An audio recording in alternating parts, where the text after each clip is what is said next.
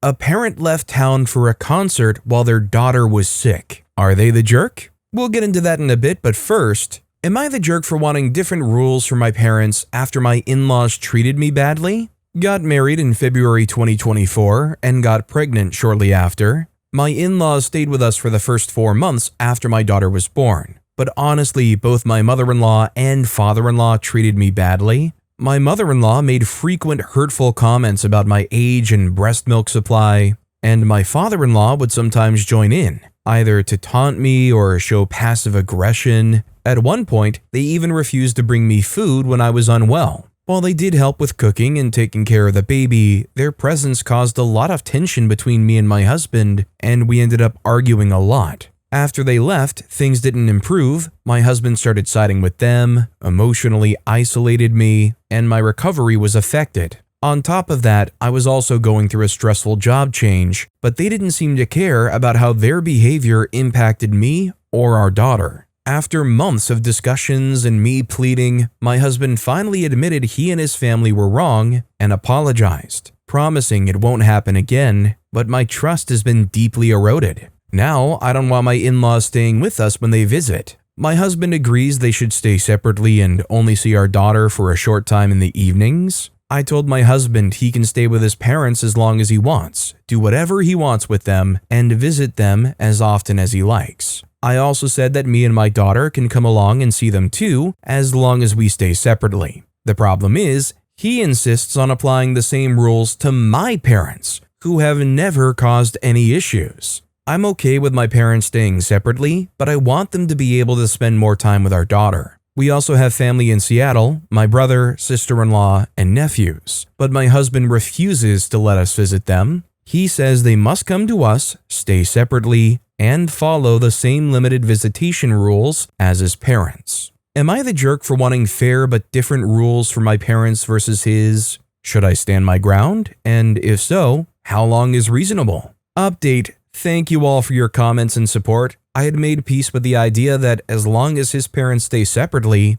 I could go along with anything to keep peace in the house, maintain our relationship, and ensure a stable environment for our daughter. But I realized this was actually another form of abuse. There's no real accountability or remorse or correctiveness for his actions. Thanks to the Reddit community, my eyes have been opened. I confronted my husband about the unfairness of the situation, explaining that my family should only be held accountable if they behaved like his family. I emphasized that punishing my family for his parents' mistakes is unhealthy. The conversation was destructive and emotionally exhausting. He threatened legal action, defended his parents regardless of wrongdoing, and that I cannot simply do whatever I want. He'll do whatever he thinks is right and will assess the situation once his parents come. After 4 hours of emotionally draining discussion, where he often left the conversation in anger and I had to chase him to continue, I pleaded with tenderness, expressed my trauma, and explained that I'm not asking them to stay separately out of spite. He responded that my parents can visit and stay for the same 6 months his parents stayed, and he will count the days and inform me. After that, he will not meet them to keep his conscience clear, even though my parents did nothing wrong and he has no ill will toward them. I can visit my brother with our daughter any number of times. His parents can come and stay separately, but our daughter can meet them only for a stipulated amount of time. I recognize this dynamic as toxic and controlling, but I feel trapped by cultural pressure. The South Asian stigma against divorced women with children limits my options. OP is definitely not the jerk here. Unfortunately, it's another one of those situations where you feel like you want to tell OP to leave him, you're better off without him. And then towards the end, you get the whiplash of it's a cultural thing or maybe even a geographical thing where you just can't do that by yourself because the culture or the people in that area won't let you, or at least they will make it as hard as possible for you. Equivalent Double 23 commented on the post, "My dear, your problem isn't your in-laws. You have a husband problem. He doesn't have your back at all and doesn't want you to have the support you need. He wants tit for tat when he's not the one suffering. Has he always been this cold and mean to allow his parents to mistreat you the way they did? Also, hi, I'm Steven, and if you guys enjoy getting to decide whether or not all of these people are jerks, why not hit those like and subscribe buttons down below? Our next story is, am I the jerk for dictating my flight details? I, 20-year-old female, grew up with divorced parents in 2 different states. My dad remarried to a woman, my stepmom, and growing up with her was rough. She's the kind of person who has to be right all of the time, even when she's clearly in the wrong, and likes to walk all over people to prove her point. We recently had a long weekend break at my college, and I had plans to visit my dad during that time. My dad texts and asks me if the flight he found worked for me. I'd be flying from Pittsburgh to Greensboro with a stop in Charlotte. Here's the thing, normally I just fly directly to Charlotte as it's a quick and easy trip. Also, Charlotte is 30 minutes closer to where he lives. I mentioned that because the last 2 flights I was on, travels that weren't to my dad's, had issues with the connections where due to weather and mechanical problems, I was stuck and had to be put on a new flight. Also, I'm a resident assistant and needed to be back on campus by a certain day and time and don't want to be stuck somewhere to prevent me from returning when I need to.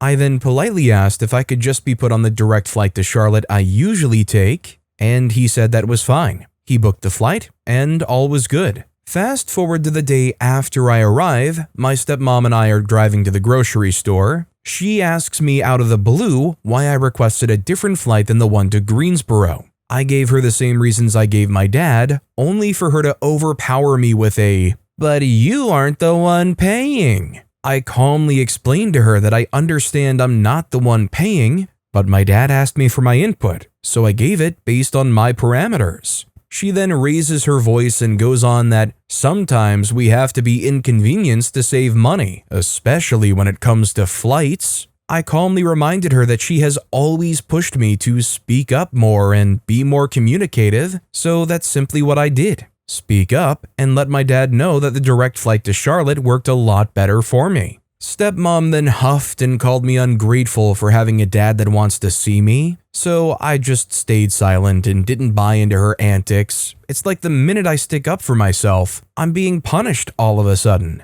It feels like stepmom is inadvertently training me to not speak up so the world can walk all over me, but would I be the jerk here for even giving my preferences? OP's not the jerk, and I would love to know what the dad thinks about the way stepmom is talking to OP here. I don't mean to sound like the stepmom, but has OP spoken up for themselves to their dad privately about their stepmom? Because it sounds to me like the dad really does care about OP. I would hope that the dad would be kind of disgusted by the behavior that the stepmom presented there at the grocery store of all places. Last thing I want as a person that has trouble speaking up for myself sometimes is hearing that nonsense in public in front of other people. Wandering Aimlessly 9 commented on the post saying, "That's when you go to your dad and say, 'Dad, I'm so sorry. Stepmom just informed me of how big of an inconvenience I am and how I'm wasting your money flying home. I will stop. I didn't realize I was such a problem. I'm just so sorry. I won't do it again. I wish you had told me how you really felt.' Then walk off in shame and go to your room or the bathroom. Stepmom wants to play stupid games. She can win stupid prizes." Our next story is, am I the jerk for offering my cousin to stay without asking my wife? She does the same thing with her family. I, 27-year-old male, Indian, live in Prague, Czech Republic with my wife, 28-year-old female, who is Czech. We both work and own a 2-bedroom flat. Till now, the 2nd bedroom is basically our guest room. She has a lovely family, and either her parents or younger sister visits pretty often, usually for around 2 to 3 days every 2 to 3 months. She always informs me in advance about their arrival, but she never takes my permission. Important detail, I have literally no issue with this. Neither of us are introverts or have social anxiety. I've always been welcoming to her family. Meanwhile, none of my family or relatives have ever stepped in our house. International tickets are extremely expensive for an average Indian, so it just never happened. One of my close female cousins, 21-year-old female, works at an Indian research institute. She's doing great work and is invited as a speaker at Prague Congress Center. So she's coming to Prague for 5 days. This is her first ever international trip. She has zero experience with traveling abroad and has never stepped outside India. She's young and extremely nervous. Naturally, for this travel, her family sees me as a support since I'm settled here. They video called me the day after she got the invite, asking for guidance about travel, city, etc. During that, I offered her to stay at our home. It would be much more comfortable for her and will save her a lot of money on accommodation, which matters a lot to them. We're close and have always helped each other, so it felt natural and they agreed. Immediately after the call, I told my wife everything. She wasn't happy, said I shouldn't have finalized it without asking her first, and that she's not comfortable letting someone she doesn't know stay at our home for 5 days. Said things like, hostels are cheap enough, she's a grown-up, etc.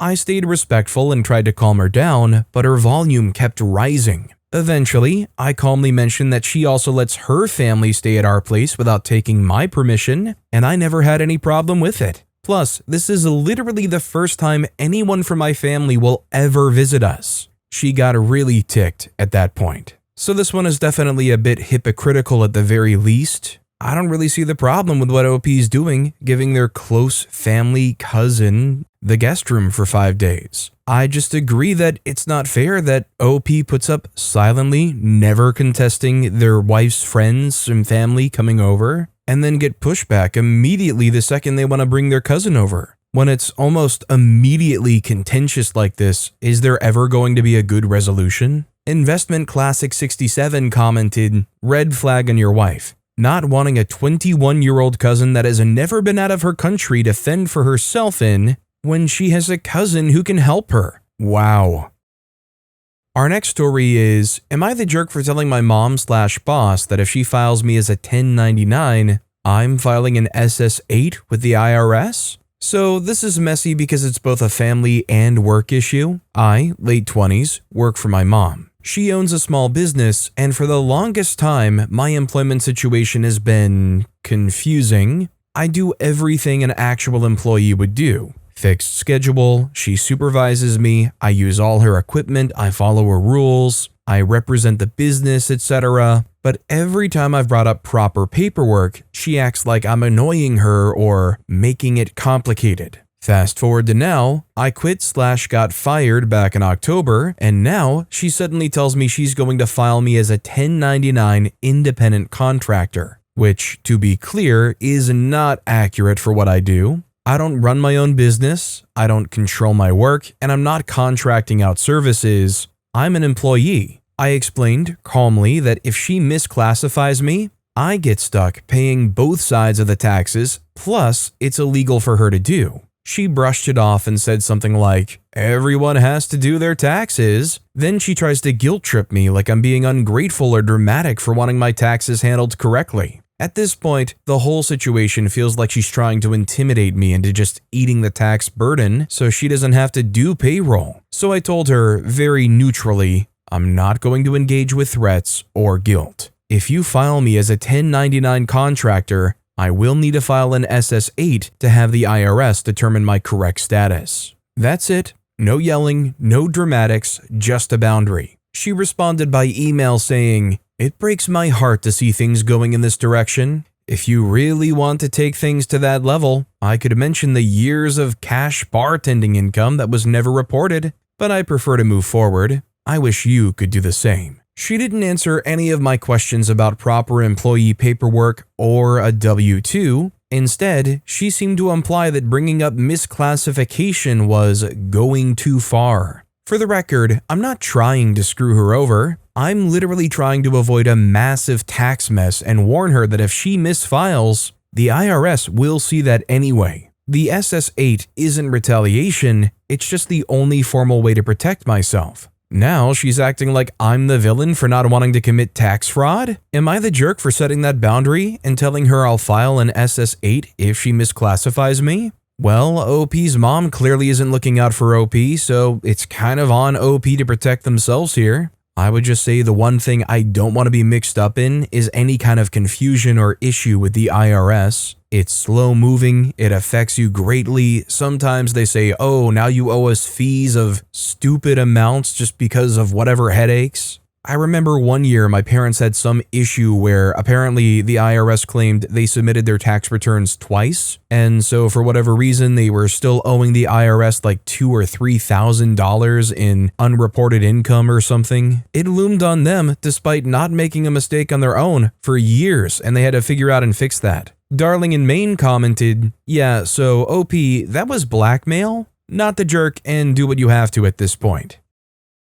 Our next story is, am I the jerk for refusing to keep covering my coworker's shifts when she still owes me $700? I, 23-year-old female, work at a coffee shop with Kayla, 26-year-old female. 15 months ago, she was sobbing about vet bills and rent, so I lent her $800 cash. We wrote it down, both signed it, she promised to pay back, but I've gotten exactly $100 total since then. Meanwhile, she's out getting new tattoos, Uggs, concerts, the usual. I've covered at least 14 of her shifts this past year due to hangovers, dates, I'm tired, babysitter issues, etc. Never once complained. She has never covered for me, not even when I've asked in advance. Last night, she texted begging me to take her opening shift today because she's exhausted. I had just worked a double and was scheduled to close again. I told her no, that I'm done covering until she pays back the $700 she still owes me. She freaked out, called me heartless, played the single mom card, and then posted a vague sob story in the work group chat.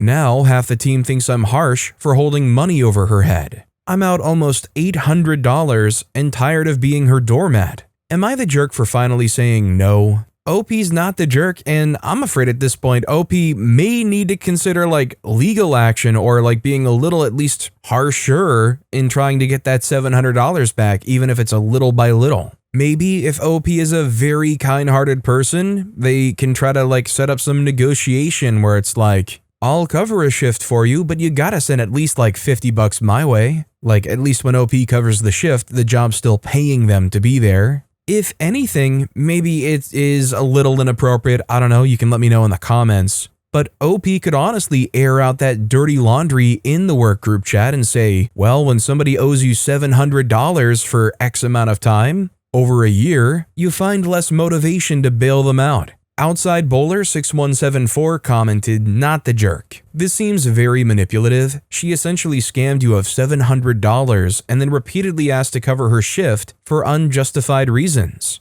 Hangovers are entirely her fault. Dates are her fault for scheduling, etc. She's using you to cover her arbitrary life issues interfering with work, then played the victim. If things don't go well, just take her to small claims at this point.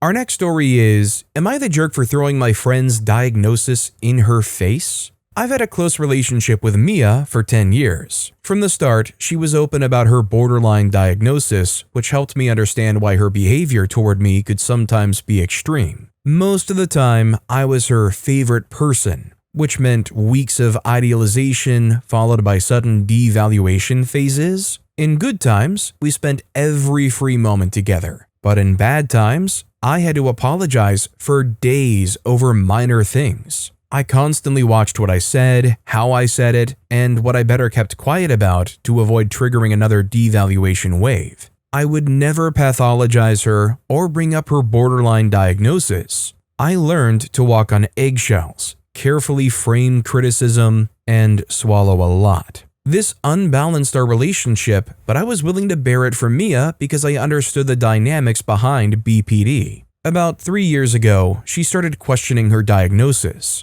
Her therapy ended, and she dove into ADHD content on Instagram, read books, and eventually became convinced that her symptoms could be explained by ADHD. From my perspective, this was a misjudgment. The borderline patterns were extremely clear because she no longer had insight into her condition. Her toxic behaviors became even more pronounced. I tried to guide Mia gently through questioning, for example, by not fully jumping on her ADHD train, but even that led to new intense arguments. At that point, I just couldn't anymore. I had swallowed years of apologies, handled her outbursts, and now there wasn't even any insight into why these dynamics kept happening. I wanted to finally speak my mind honestly, hoping she might someday accept it. I also suspected she would immediately cut off contact, so we met in our regular cafe to talk. I laid everything out that had been weighing on me. Unfortunately, there was a chess tournament that day in the normally quiet cafe, making it noisy and the tables were close together.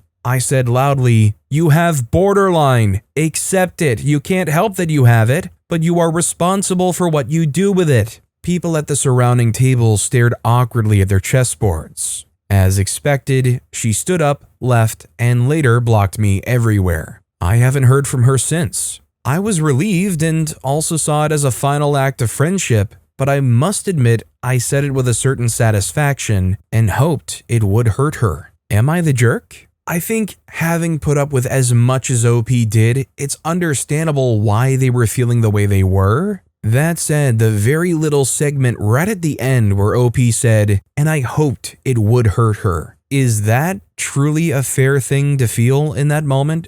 Is it really all that hazy whether or not OP's being a jerk if they said they hoped that it would hurt her? Big Benny T commented, "Wanting the friendship to be over because it's exhausting is not a jerk thing to do. Yelling at someone that they have BPD in a crowded cafe with the hopes it will hurt their feelings absolutely is." Our next story is, am I the jerk for allowing my boyfriend to cook at my apartment? My 22-year-old female, roommate 23-year-old female, is a hijabi. Because of this, whenever my boyfriend, 23-year-old male, comes over, I make sure to tell her and we stay in my room 99% of the time. She has a lot of hair, so I assume tucking it into her hijab can be annoying, and I understand her wanting to not have to have it on all the time. I have a cyst on one of my ovaries and it ended up being ruptured and my ovary twisted and there was other stuff because of that, and it was just a lot and I was in a lot of pain, and my boyfriend came over to help me out. I hadn't eaten in a while and had vomited anything I did eat back up, and I didn't feel like getting up and cooking at all, so I texted my roommate and made sure she knew my boyfriend would be in the kitchen, telling her that I was in a lot of pain and that my boyfriend would be in the kitchen making me food because of that. He was making me tomato soup from a can and a grilled cheese, my stuff, so not anything super messy or time-consuming, and he washed all the dishes he used. And apparently as he was, she came out and she seemed annoyed, grabbed some stuff from the kitchen, and gave my boyfriend a nasty look. A couple of hours later, it got bad and we went to the ER, and I guess me and my boyfriend took a little longer to leave the living room. I would say around 10-ish minutes because I wanted to make sure we grabbed everything. And I wasn't really moving fast, and for a few minutes we stood in the living room reconsidering. After a really long night and surgery, I wake up and I see some texts from her saying that she shouldn't have to put her hijab back on just to grab something from her own kitchen. I said that I was really sorry, but I was just not feeling up to it and I wouldn't have been able to stand up for that long. And then I explained what happened. She responded saying, "Girl, it's not that hard. Your boyfriend doesn't need to be cooking in our kitchen, and it doesn't take that long to leave the apartment." I told her I was sorry, and then she told me that it was super freaking annoying, and I told her I was really tired and to just leave me alone, and she told me I was being an inconsiderate jerk. And now I feel really bad, and I'm thinking I should apologize to keep the peace and for making her put on her hijab when I could have made myself food as not to inconvenience her. So I absolutely forbid OP from apologizing to that roommate. You want to talk about inconsiderate jerk? I could absolutely blow up on the roommate's behavior here. "Girl, it's not that hard. Your boyfriend doesn't need to be cooking in our kitchen. Where else would he be cooking? Does she want to buy her roommate an electric skillet so she can cook in her room?" Quiet199 commented, "As a Muslim hijabi woman, I can confidently tell you not the jerk. Also, ovarian cysts are really painful, and you weren't feeling well, which technically takes more priority in Islam, and she should have been understanding of that." Our next story is, am I the jerk for snapping at my boyfriend's mom for cleaning our entire apartment while we were asleep? Me, 21-year-old female, and my boyfriend, 21-year-old male, have been living together for 5 months. He wanted to live in a studio, but his mom is paying his rent and she wanted him to be in a 1-bedroom so she could come visit and stay for our college football game weekends. I pay half the rent. My boyfriend was away on internship on our move-in day, and I ended up moving both of us in with help from his mom. After we moved all the boxes in, I had to leave for a few days and I told her not to unpack anything. I like unpacking, and I didn't want her going through my things. When I come back, every single box was unpacked and organized, including my clothes, my razors, etc. Also, a lot of furniture and decorations that I had vetoed were set up. I saw this as a huge violation, but kinda just took a deep breath and blew it off. My boyfriend has said that she has a poor understanding of personal space and has always been too involved in his life, which he has learned to live with. He's an only child. I grew up with 10 siblings. She has come to visit a few times, and she's cleaned our apartment almost every time she comes. I've told her several times that there's no need, and even had to put a very hard boundary on her not washing our sheets or touching my clothes, since that feels like a massive breach of my privacy. My boyfriend doesn't understand why I'm upset, but has been on my side. Last weekend, she visited, we set the couch for her, and we hung out after the game. The next morning, we woke up to her cleaning our place. She had been cleaning for 2 hours while we were asleep.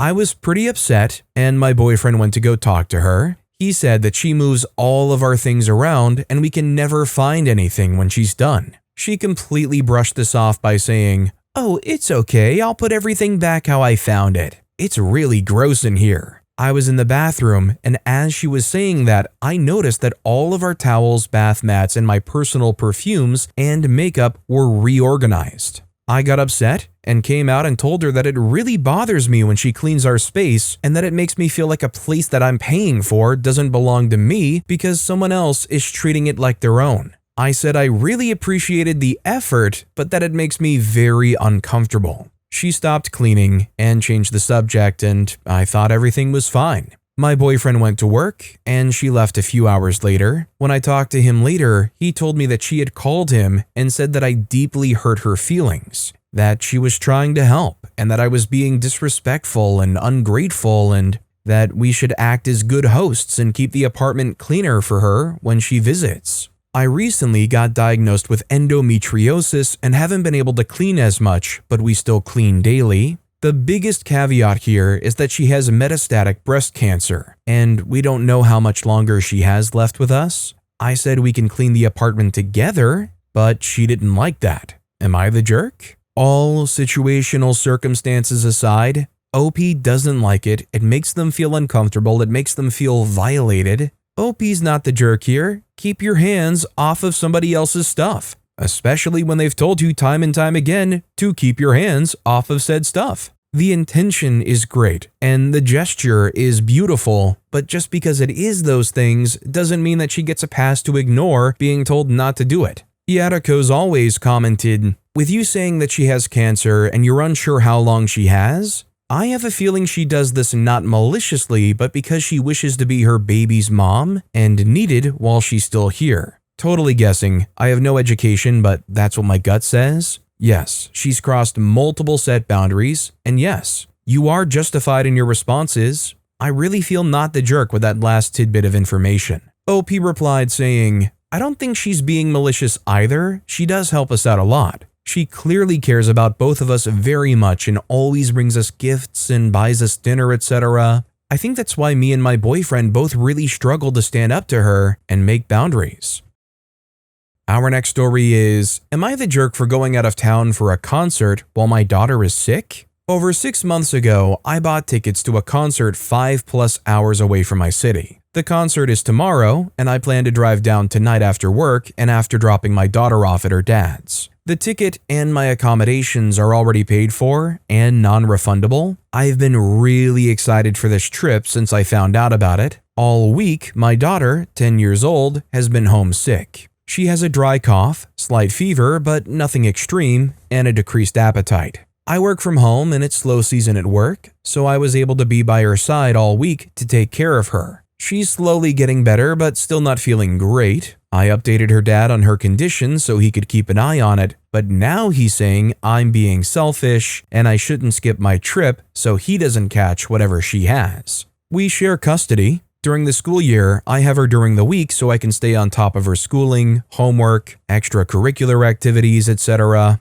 If I'm not on top of it, he can't be bothered. Her dad picks her up from school on Fridays and has her for the weekend. I pick her back up Sunday morning just before noon to take her to horseback riding lessons, and the cycle continues. The only exception is the summer, which is a lot more hectic, but she spends 90% of her summer with me, or camping and traveling with my side of the family. She first started getting sick last weekend while she was at her dad's, so if he was going to catch it, he would have already. He insists I should be keeping her at my house until she's feeling better. I told him I'd be dropping her off tonight after work, and he called me a selfish jerk. Am I the jerk? Edit to add, since people are asking, the concert is Papa Roach. Edit 2, I asked my daughter what she wants to do. Her response is, I want to go play Minecraft with Dad. No, she doesn't witness our arguments, they're always in text. I made it a condition in our custody agreement that everything regarding our daughter is to be discussed in writing.